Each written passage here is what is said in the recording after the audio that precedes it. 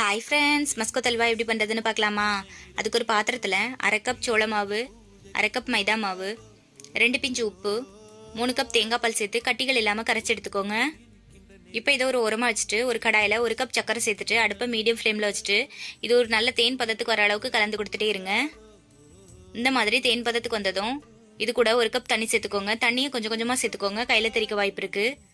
இப்போ இதை நல்லா கரைச்சி கொடுத்துட்டு இது கரைஞ்சதும் இது கூடவே 1 கப் சக்கரை சேர்த்து சக்கரை கரைஞ்சதும் நம்ம கரைச்சி எடுத்து வச்சிருக்க தேங்காய் பாலை சேர்த்துட்டு கூடவே 1 டீஸ்பூன் ஏலக்காய் தூள் சேர்த்து கைவிடாம கலந்து கொடுத்துட்டே இருங்க. இப்போ நம்மளோட அல்வா கொஞ்சம் கொஞ்சமா கலர் மாதிரி வந்துட்டு இருக்கு. இன்னும் கலர் மாதிரி சுருண்டு வர அளவுக்கு மிக்ஸ் பண்ணி கொடுத்துட்டே இருங்க. இந்த அளவுக்கு கலர் மாதிரி சுருண்டு வந்ததும் அடுப்பு ஆஃப் பண்ணிட்டு ஒரு பாத்திரத்துல மாத்தி 2 மணி நேரம் ஆற வச்சுட்டு பீஸ் போட்டிங்கன்னா நம்மளோட டேஸ்டியான மஸ்கோ அல்வா ரெடி.